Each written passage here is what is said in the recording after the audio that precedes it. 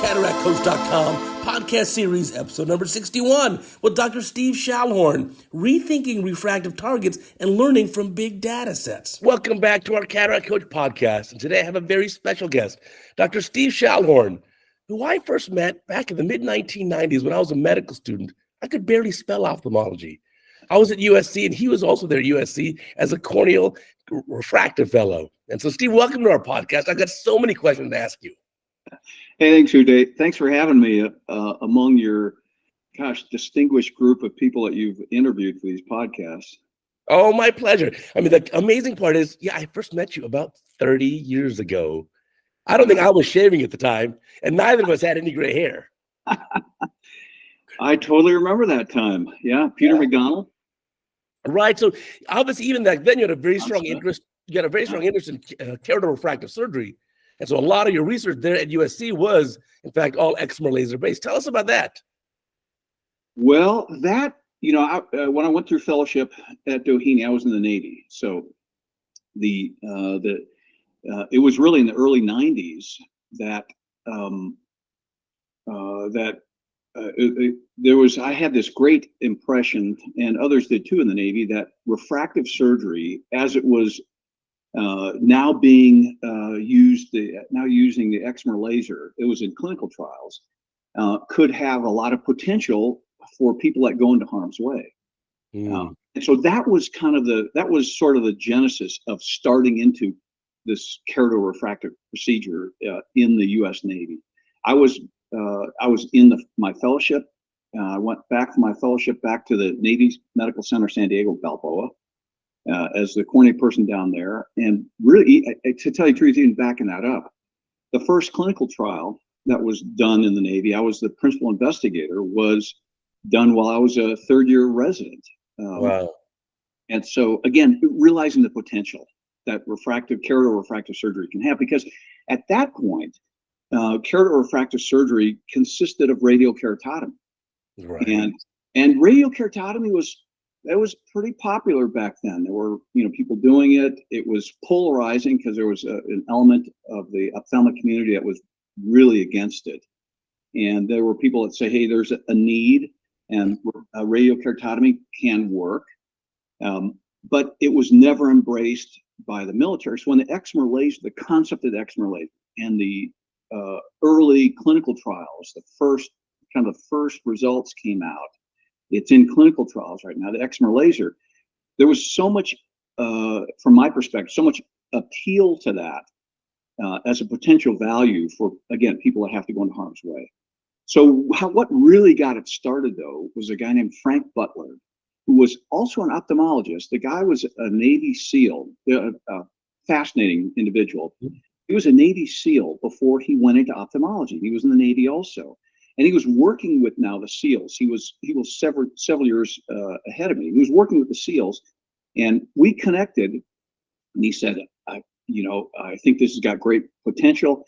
My work that he was currently doing at the Navy SEALs, I'm going to do two things. One is I'm going to lay out tasking to look at this excimer laser procedure, this PRK back then.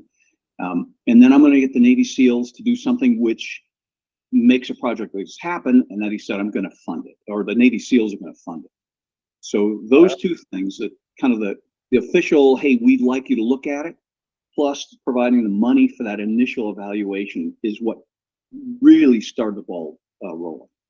And back then it was still in clinical trials. So we took part, that first study when I was a resident, was taking part in the FDA clinical trials, the phase 3 clinical trials. And that was for PRK at the time. Yeah, that was PRK. They had not developed LASIK. And broad beam lasers with no tracker. That's right.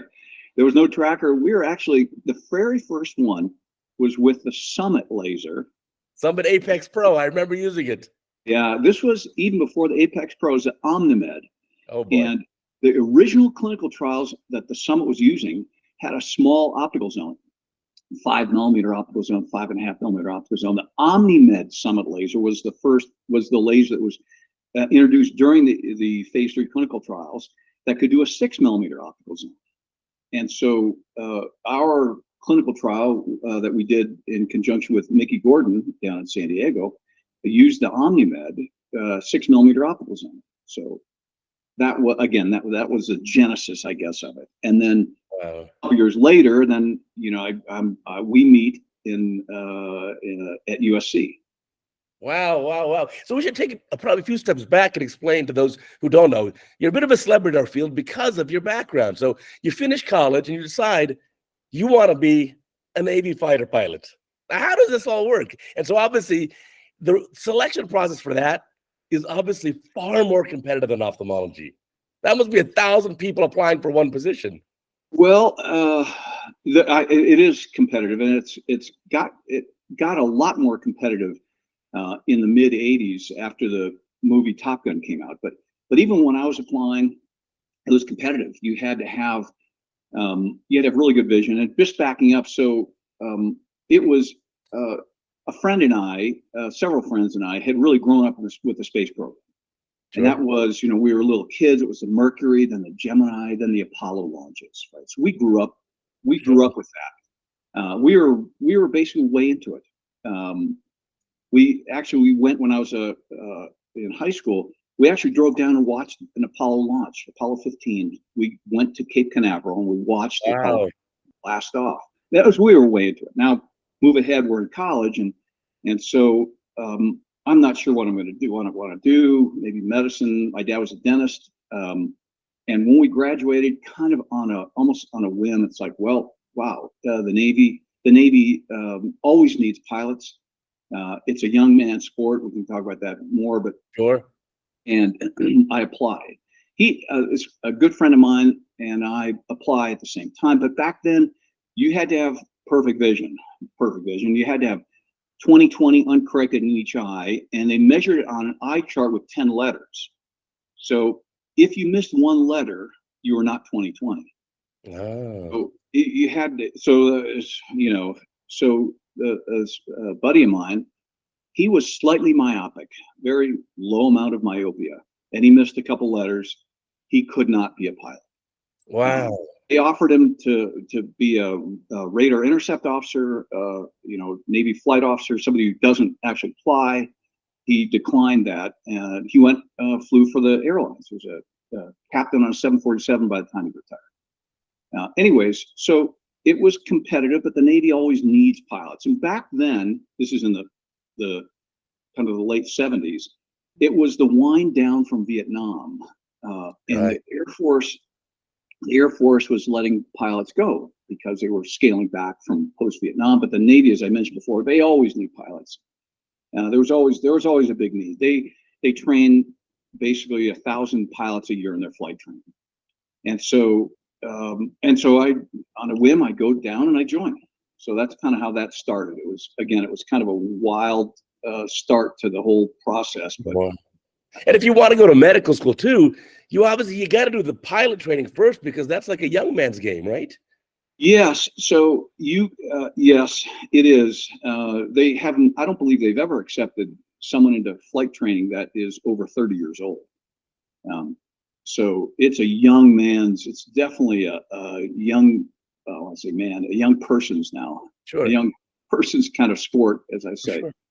Sure. So I did. So I got trained in the Navy to fly, and that flight training takes years to do. It's at least as intense as going to medical school. So think of the flight training as a package like going to medical school. No, it takes a lot to get into medical school, and in medical school, it's a lot of work. There's a lot of aspects to it, right? There's a didactic, you have clinical, everything like that. That's the package to get what we call winged. So you get winged. Okay. You see people that wear wings, whatever. That's like getting an MD, right? Like, excellent, you got your MD. Wow, you're a doctor now. Well, that's true. You're a pilot now. That's great. What does it mean? First step. What does that mean? Yeah, what does that mean right after you graduate from medical school? Well, that's the start of your journey. Right? That's not the end of your journey. That's actually the start after all this work, time, trying to get in, that kind of stuff. And so it's the same thing. Then you have to go, once you're winged, then you get selected to fly the kind of airplane that the fleet flies, essentially. And there's a lot of different kind of airplanes, helicopters, and other things that the Navy has. And so back then, the newest, hottest jet, I was on the jet pipeline, was the F-14. So I was selected to fly F-14s, which was unbelievable, right? That was enormous move. And so I was trained. I did this flight training in a little town called Beeville, Texas. Okay. And so I then, when I got selected, I got winged and I got selected to fly F-14s. That was in San Diego. That was at Miramar Naval Air Station. So I was there. I got transferred to Miramar, and then you go through this training to fly the F-14. And that training is a similar package to going through internship and residency. Got it. In other words, that's a big package. Mm-hmm. That you're going to, it's 18 hours a day, 6 days a week. It's full immersion in this, where you not only have to learn how to fly the F-14, but the flying of it needs to be second nature, because you have a mission to do. You have a reason to fly it. So you have to understand in the F-14 how to dogfight, how to use your weapon systems. You have to be able to communicate, navigate. You have to be able to do all these things in the F-14. Oh, and by the way, you have to be able to land on the aircraft carrier. Sounds pretty intense. And you have to learn to land on the aircraft carrier at night too. So that's another big package. And then after all of that, then you're assigned to the fleet, a fleet squad. And then, in other words, that's finishing residency. Now you're practicing ophthalmologist in the community, right? Okay. In other words, that's about what that is. And so then I was assigned to F-14s, F-14 Squadron VF2, Fighter Squadron 2. It was on the USS Ranger, and I made several long Western Pacific deployments on the Ranger. The Ranger was out of San Diego. And it was when I was flying F-14s, was what I call the start of the modern Islamic revolution. Okay. Which is when the Shah of Iran was overthrown and the U.S. Embassy was taken hostage. So it was 1979. 79, 1980. And so I and many other, squadrons, aircraft carriers were off the coast of Iran during that time period. So that's kind of when I was flying F-14. So it's a long time ago. But it sounds very intense. So it's quite a long path then. And then you have even a bigger honor, which is they invite you back to become what we would call as lay people a Top Gun instructor. Yes. So Top Gun is technically called the Navy Fighter Weapons School, and it's like a graduate level learning air combat. The next level. It's a graduate level. So one squadron sends one air crew, front and back seater, through the Top Gun course about once every other year. So being selected to go to the Top Gun course as a student is enormous. It's like getting selected to go into the top fellowship. Sure. Right? The top fellowship in ophthalmology. And so I was very fortunate to get selected to go again, do this fellowship, essentially, to go through the Top Gun course as a student. And so it's very, very intense. You learn many, many different things. It's much more intense in the movie shows. It's the resources, you appreciate that getting and maintaining air superiority is not a given. Mm-hmm. That there's many aspects of it, and Top Gun is designed to be the kind of graduate level teaching for that. So I went through the Top Gun course. I went back to my squadron. That was again deployed in the Indian Ocean, and it was about a year later. I was applying to medical school, and I got a message. You've been selected to be a Top Gun instructor, which is there's only 12 instructors. There's 5,000 pilots. Yeah. Navy, and there's 12 instructors, and so I had it was unbelievable. So you got to at that point you have to accept that and then just Yes. defer med school a year or two, right? Yes. So I was a Top Gun instructor from 1982 to 1984, and there's nothing like it. It's the top end flight, air combat training. All you do is you train, you do mock aerial combat, you debrief, you try new techniques.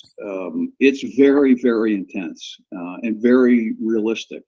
So the military, the Navy, is spending millions of dollars and many years to train each pilot. And then the Yeah. pilots are flying aircraft that are probably $100 million in today's dollars. And Today's so, dollars, yeah. so the investment in their refractive surgery is very small in comparison, but obviously so critical. Yeah. Yeah. So then Well, how do you get that integrated into having the Navy have an official program for this? Because now, if you had like your friend from many years ago who's minus a half or minus one, and you could give him LASIK and now get him to brilliant 20/20 and beyond vision, you could expand your pool of potential pilots. that's exactly right. Those were expand the pool of pilots that could come in was Sure. one advantage, and then taking pilots who have developed a refractive error and treating them so that they don't get disqualified from flying is the other big advantage. So that led to that. We talked about that earlier, that first PRK study, and that led to expanded studies. There were many. There were over 100 clinical trials that I was the PI. I conducted and others while I was at Balboa. And we looked at various things, marksmanship scores. We used every contrast sensitivity test and looked at things. And I always knew, this is in the 90s, that my end game was to get keratofractive surgery approved for Navy pilots, because I had lived it. I knew how important vision was. Sure. In fact, while I was in medical school, there was a study being conducted by the Naval Aerospace Medical Research Lab, and they wanted to find out, because it was so expensive to train like an F-14 pilot, they wanted to find out how can they improve the criteria to become a Navy fighter pilot, right? F-14 pilot. How can they improve that, right? Because there's a dropout rate. There's people that can't cut it, or whatever. How can they improve that? So they looked at a host of different parameters in currently flying F-14 pilots, right? They looked at hundreds of F-14 pilots, and they evaluated them from a psychological perspective, a lot of vision tests, dynamic visual acuity, et cetera. They looked at a host of different things, every different thing, IQ, a whole bunch of factors, and a multi-million-dollar study. And at the end of the study, they found only one thing that was related to being a better fighter pilot. Let me guess. The vision. Uncorrected visual acuity. Simple, uncorrected visual acuity had the highest correlation. Not dynamic contrast sensitivity, or not the kind of car you drove, not your personality. It was simple, uncorrected vision, the highest correlation. And so that I was in medical school there, but I followed that study pretty closely. And so now, several years later, it was pretty apparent. Wow, uncorrected visual acuity. That is so definitive. Was definitive in that study. It's so critically important. And I remember that first clinical trial.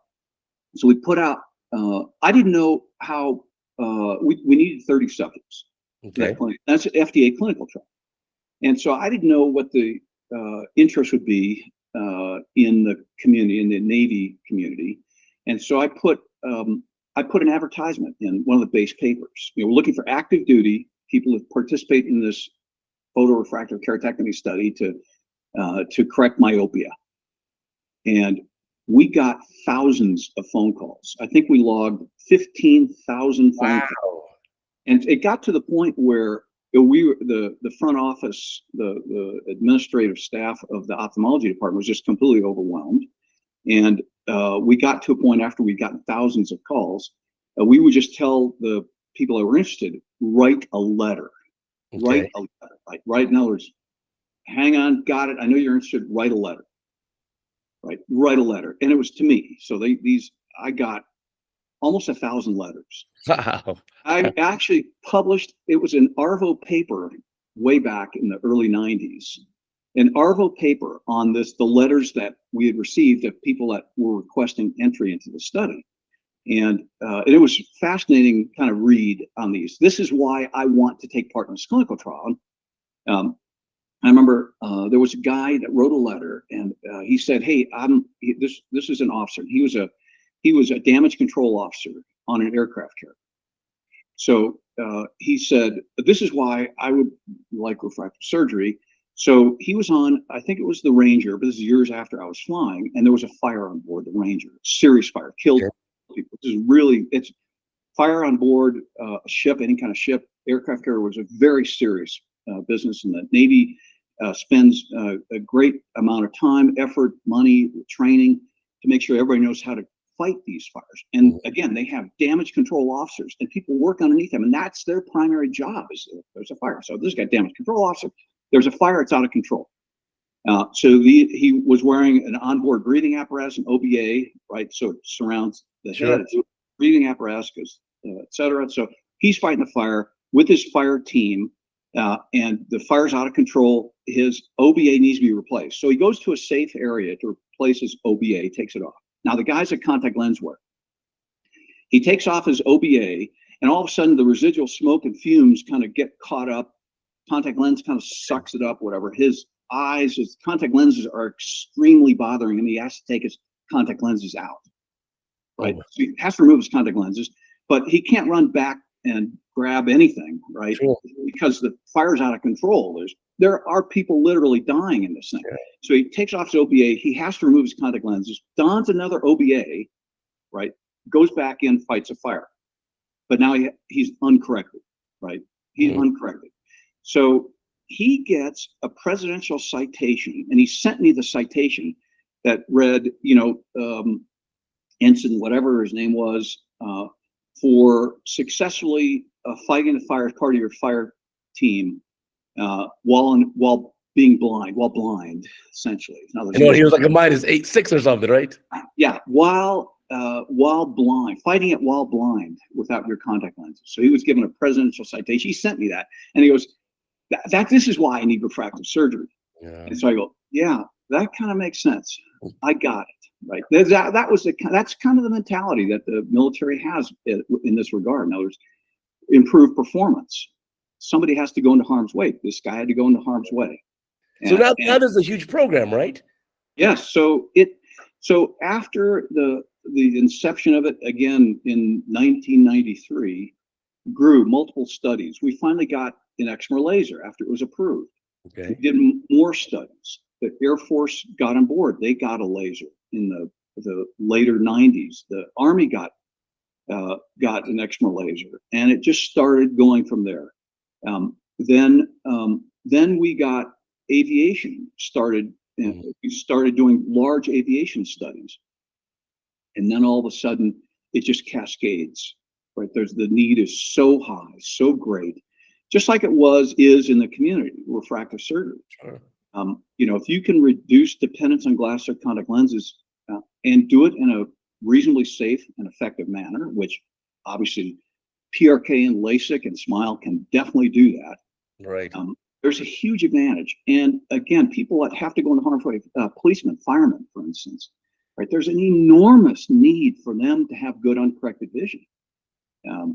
So it just generated, and then it ended up being well funded. And right now, there's 25 laser centers that are treating active duty military personnel. To date, almost a million have been treated.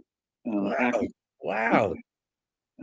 The need is greater than, even today, the demand is greater than their ability to treat.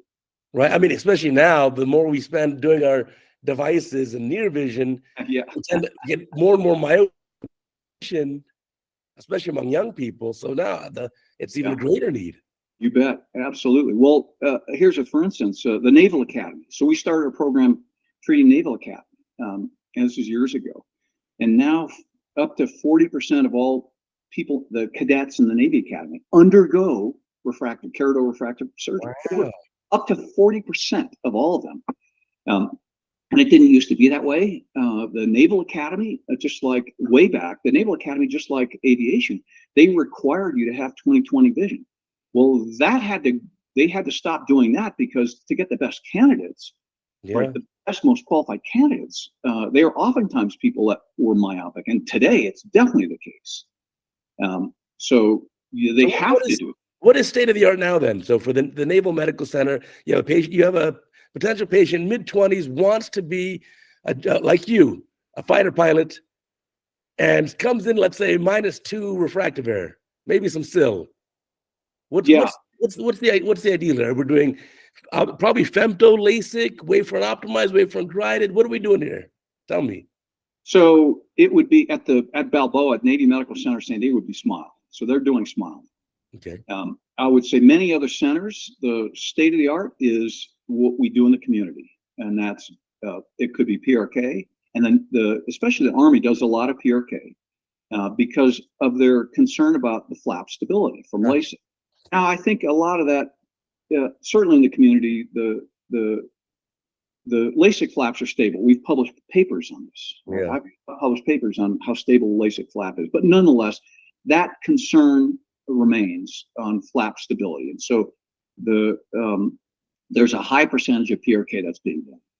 High percent, meaning probably 40% of all procedures, maybe up to 50% in some centers of all keratorefractive procedures are PRK. And again, we're talking about basically low to moderate myopia is the primary. So what's the range you're treating here about? What's your top end? -7, 8? Yeah. Back then, I mean, I've treated a -12, with LASIK, and this is way back. And remember, the early approvals were up to -12, something like that. Yeah.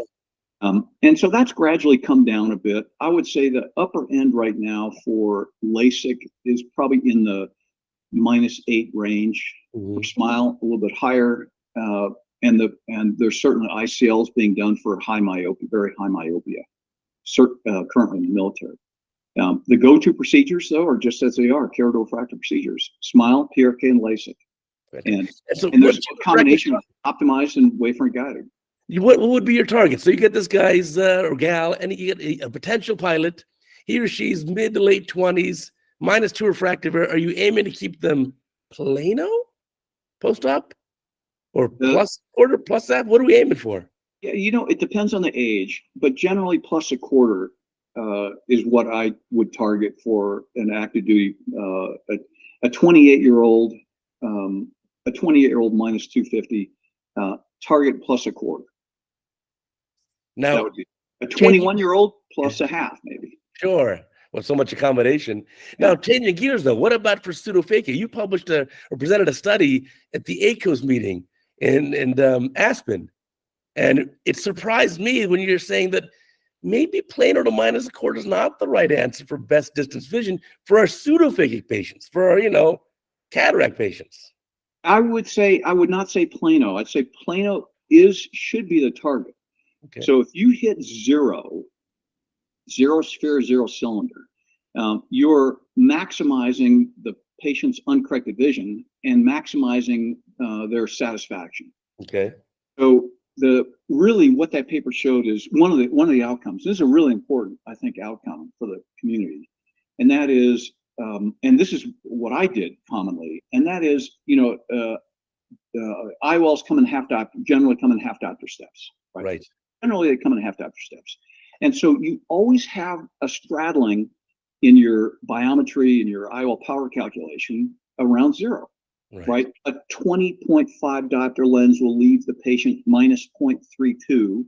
And if I go to a 20 diopter lens, it leaves them +0.12. Right. So those are my two choices, right? +0.12 or -0.32. And I'm just using that hypothetically. Sure. That's always a choice, right? For half diopter IOLs. Sure.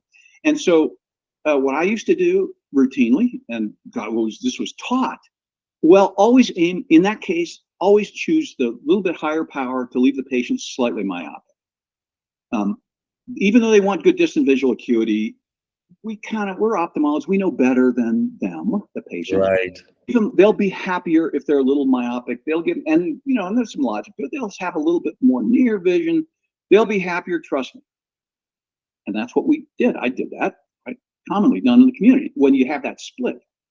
Well, the study we conducted, and again, that was the just being published now, accepted for publication in JCRS, to show, well, that's definitely not the case. That if you leave the patient myopic, even a quarter diopter of myopia, when the patient wants distant vision, let's say it's the dominant eye of a monofocal IOL, the patients are much more likely to be happy and have better uncorrected vision if you get 0 or even plus a quarter, than if you end up minus a quarter or minus a half. So it kind of goes against the common wisdom. The other thing, so in other words, that split, that IOL split, err on the side of hyper. If you can hit 0, right? Like if a 20.0 diopter lens, your best biometry would target 0.0 diopters.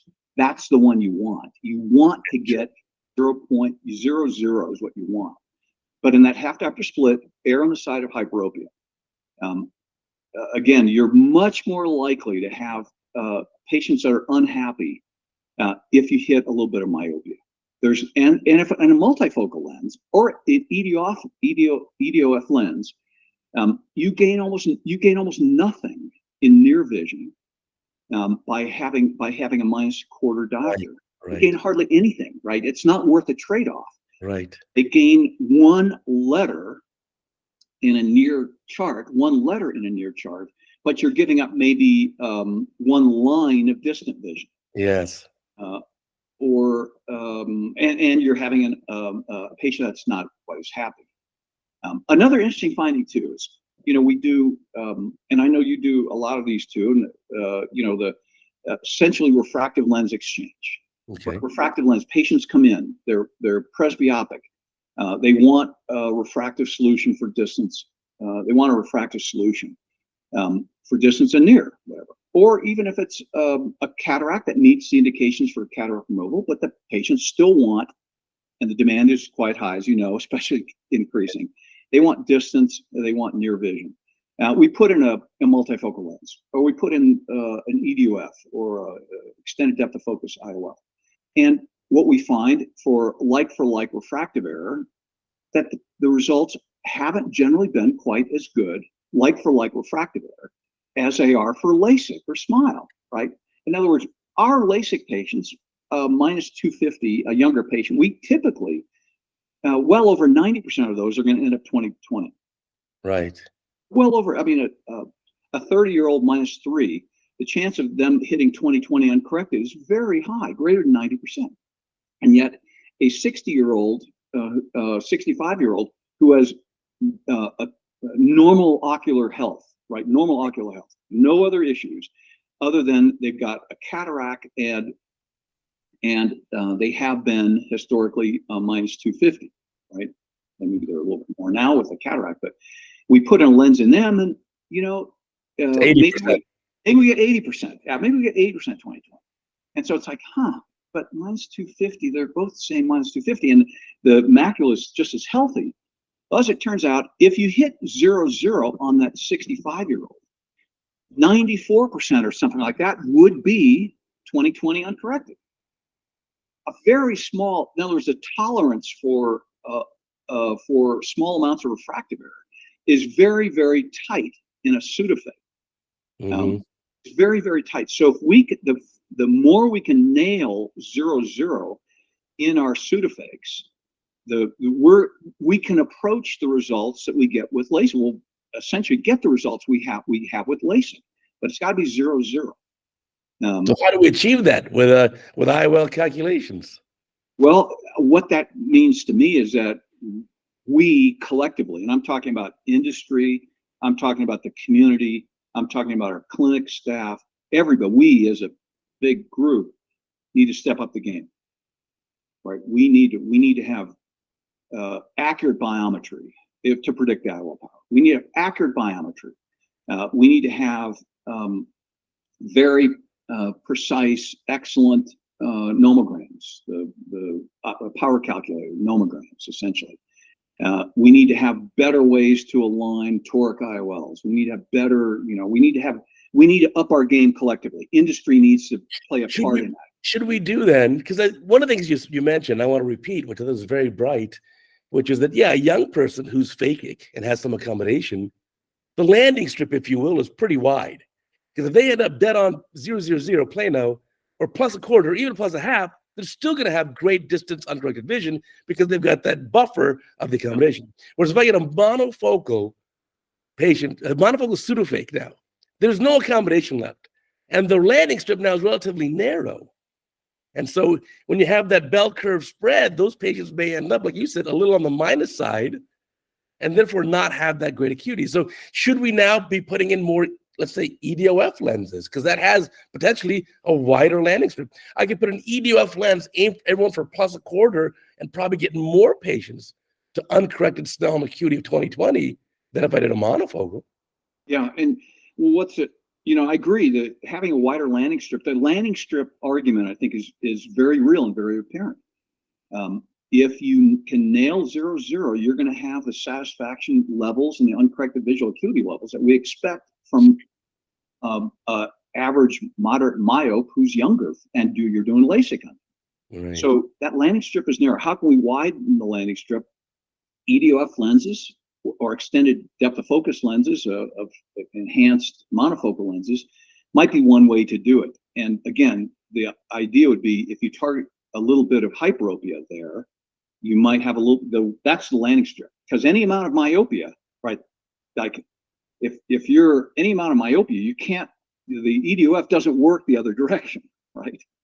So right. You have to really target either 0 or a slight amount of hyperopia to have that wider landing strip. But if you're, but it's a bell-shaped curve. So if you're targeting minus a quarter, right, you're going to have significantly more unhappy patients than if you were to target either 0 or maybe even, again, on that half diopter interval, a little bit of hyperopia.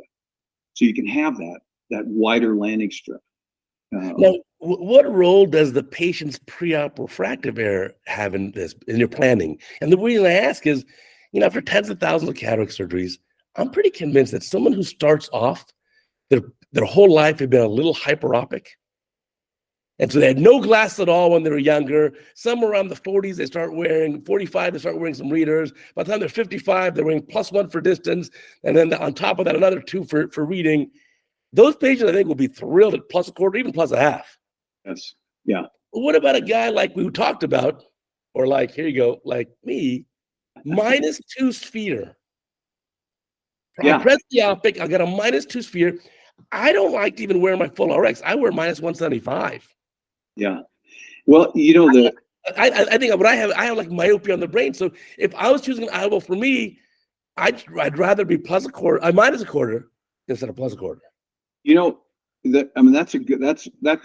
That is what we assumed also. Interesting in our study, and remember, this is the dominant eye of patients that want distant vision in that dominant eye. So that's a really important caveat, right? This is a dominant eye analysis and those patients that want distant vision. And a myope who is wearing spectacle correction for distant vision has excellent distant vision.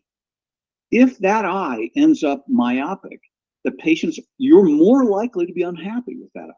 Interesting. Because it's just as if, it's as if you walked around now for all your distant vision with residual myopia. Right. Residual myopia in your dominant eye, that is statistically, if you do 100 patients, whatever, you'll have a higher rate of dissatisfaction in those patients that are -0.5 than if they were plano, even though they were -2 and they love myopia to take off their glasses. So interesting. That's what the study showed, that you have to be very careful, even in low myopes, dominant eye, patients want good distant visual acuity, and certainly there's no question about it. And we're talking about monofocal IOL, right? Right. A multifocal IOL, a trifocal, for instance, you definitely do not want to target any amount of myopia. You want to avoid myopia in those. Nothing in essentially a trifocal lens. Patient ends up minus a half. They don't gain anything in near vision at common distances. What do they gain? Nothing. At 25 centimeters, 40 centimeters, they gain nothing in near vision, and they lose some distant vision. That's like a lose-lose for a multifocal lens, and the study showed that very clearly. You end up minus a quarter in a multifocal IOL. You're twice as likely to have a dissatisfied patient, 2 times more likely. Like, Yes. I want to minimize that. So that's a multifocal lens. It's not quite that level for a monofocal IOL, but it's still even a monofocal IOL hit 0, right? 0 is you maximize satisfaction and uncorrected distant visual acuity. And we talk about uncorrected distant visual acuity, right, as a metric, but it's really I use that as a metric for really the ultimate outcome, and that's a happy patient. Right? For sure. For sure. You know that probably better than everybody else, right? A happy patient is what you want. No, for sure. And to that regard, I've had a patient where a trifocal lens ended up minus a half. And yes, I went back and did LASIK and made sure they ended up plus a quarter in both eyes. Then they were thrilled. Yeah, you're right. Absolutely right. And then also, if you're talking about monofocal lenses, I should preface this by saying, if we're talking about monovision with monofocal lenses, then for sure, even if you start off minus 2OU and you want to have monovision, for sure your dominant eye, your distance eye, your best nail planar to plus a quarter, whereas your reading eye, you got more flexibility, whether it's 1 1/4, minus 1 1/2, whatever it is, you're fine.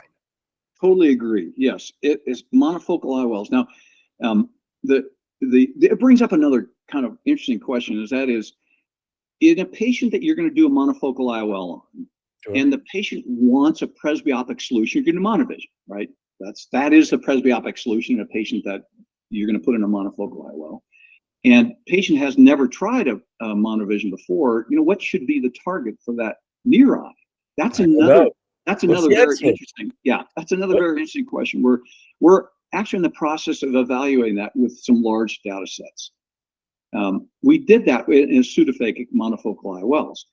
We did something similar with LASIK. In presbyopic patients that undergo LASIK, a lot of 55-year-olds LASIK, and so we looked at that in a large data set in patients again that had not tried monovision.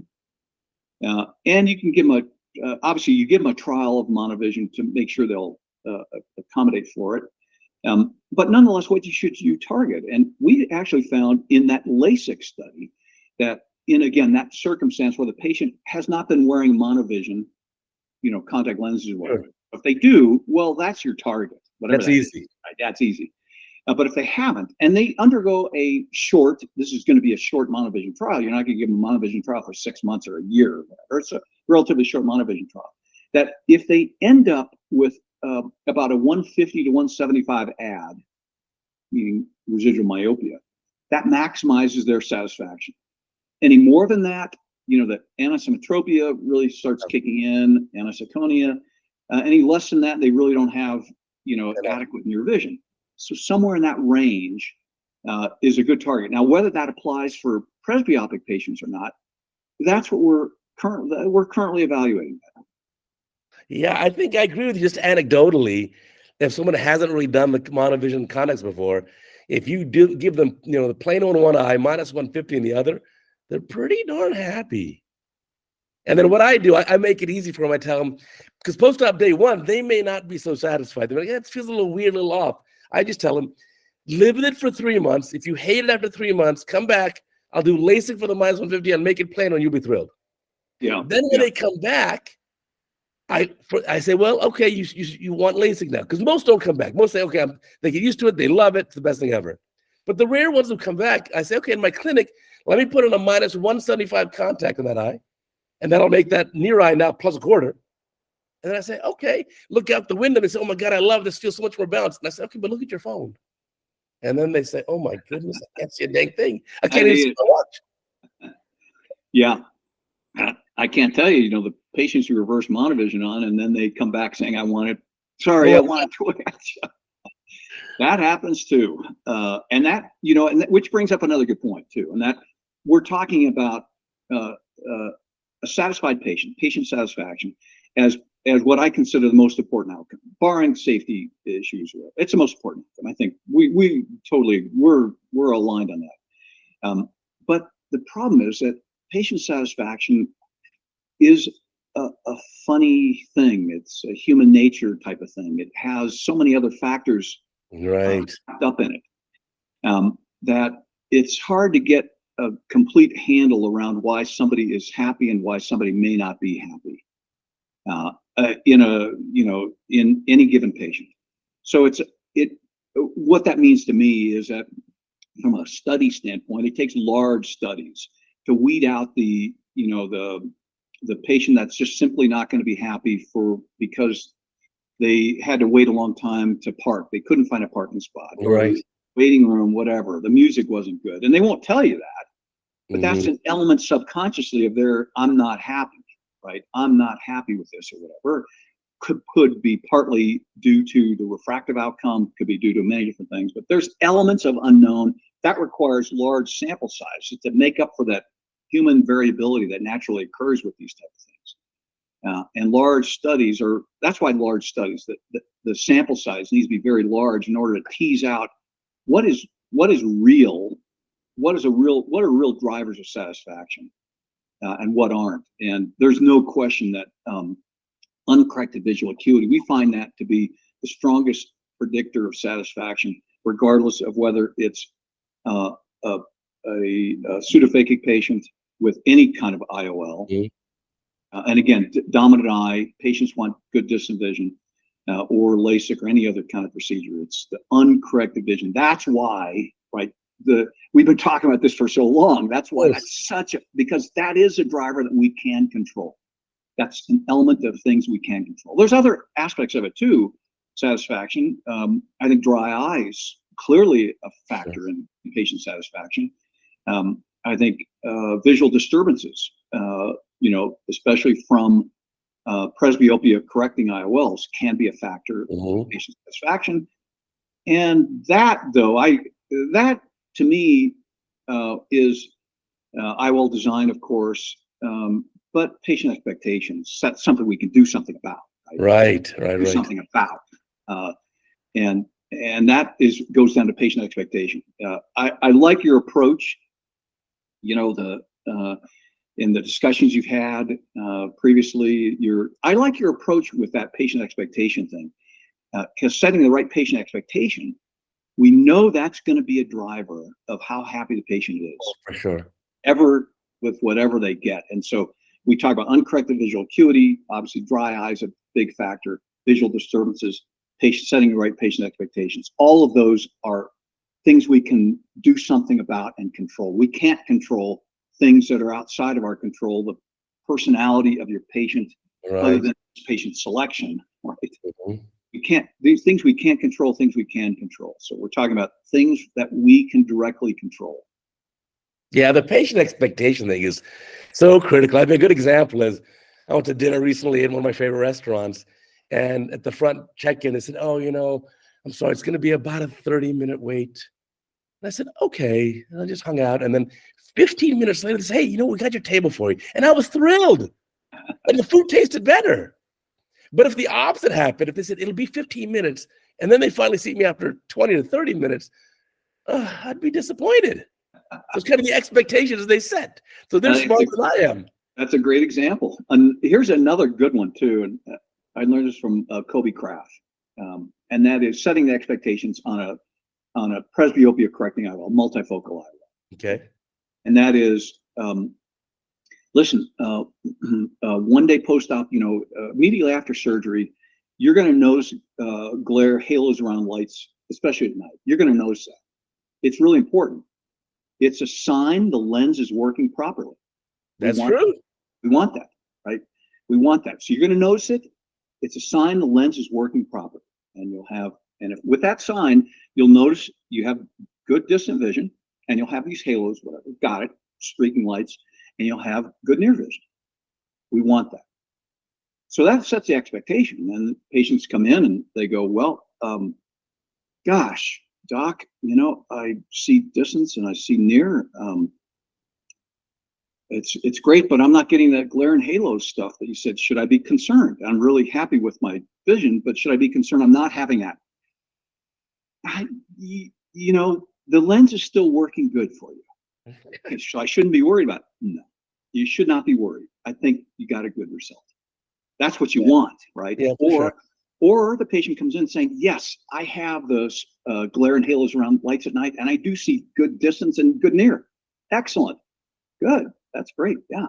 That's exactly what we expected. Remember, we talked about that. So again, that's like your example of setting the expectations are really a very, very important part. And that has to do with the relationship with the patient, right? Understanding the relationship with the patient for both the ophthalmic surgeon and really all staff, everybody that contacts the patient.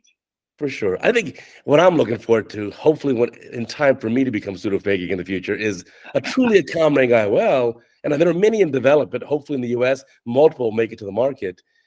And then you've now expanded your landing strip. Now I can aim all my pseudophakic patients who are getting an accommodating lens, aim them all plus a half. If the lens is giving me 3-4 diopters of accommodation, they're all going to be thrilled.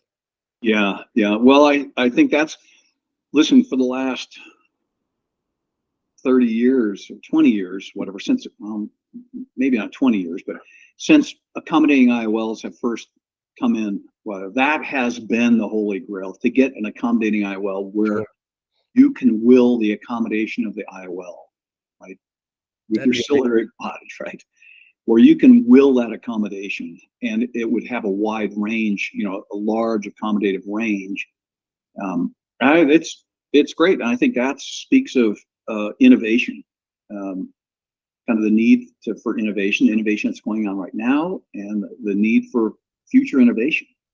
Yeah, I think for it's sure. a critically important aspect of it. And that brings up too what I think is really important. And I think we understand, I know you understand this, the relationship between providers, the ophthalmologist and industry is a really important link in that getting innovation going, getting innovation out, right? Studying innovation, those type of things, getting things that work in the community that can help us. And ophthalmology is really blessed because, we have that cycle we have robust, healthy innovation going. We had it. Sure. We have it now, and in the future, we want it. So the ophthalmology is a really neat little world. And my favorite part of ophthalmology is even all the people on the industry side, they may switch from one company to another, but they're always going to go and stay. They're not going from ophthalmology to cardiology or orthopedics. It is a family. Definitely, yes. Definitely. I think, taking somebody who can't see and giving them sight, rather than, Uday, you have whatever, high blood pressure, diabetes, take this medication. You won't like it. It's going to make you sick, but it may help you in 20 years from now. Right. Maybe make it less worse. Right. That's good. People need to do that. I don't want to have to do. I don't want to do it. Right. I want to take somebody and give them better vision. That's or restore their sight, prevent sight loss. Since you've done this, have there been other Top Gun pilots who are ophthalmologists as well, or are you the only one? To my knowledge, I'm the only ophthalmologist who was a Top Gun instructor. I think there's only one other doctor. He's a radiologist who was a Top Gun instructor. Wow, that's neat. Yeah, it's good. It's a unique perspective. That certainly helped shape the refractive surgery program. Getting back to what we talked about earlier, that really helped to shape the refractive surgery program because I had that element of credibility. Right. Called a line. The line is the operational Navy. I had that credibility because I was one of them. Right. And by that point, many of the senior leaders in the Navy were wingmen I flew with, those type of things. That I would not underestimate. Even in the ophthalmology world here, I think everything is depend on two things. One is mutual interests. So from industry doctor side, doctor to doctor, industry to industry, mutual interest. You have a need for a new phaco unit. We sell a phaco unit. There's a mutual interest, right? Sure. Or an IOL, whatever it is, right? There's mutual interest. But the more important factor is interpersonal relationships. Sure. Interpersonal relationships. Like, I don't want to have to deal with that guy because, he's a DICK. Right.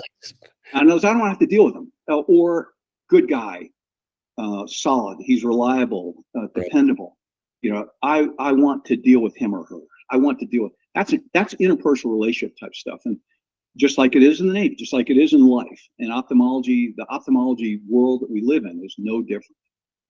Yeah. Who knew when you started that one refractive center, it expanded to 24 of them, and then 1 million patients treated? That's amazing. Yeah. The program continues too, and so it's to a great benefit of the public, because it helps the people that go into harm's way. And I would say not just the military, but this is expanded out. Back then, I was a consultant for police, firemen, FBI, ATF, Sure. all the major and other countries. The benefit is very significant. We lose track of that. We lose sight of that sometimes in ophthalmology. The benefit of what we're providing. LASIK, SMILE is one thing. Just doing the cataract procedure, the real benefit, the core benefit to humanity of our modern cataract procedure is just unparalleled.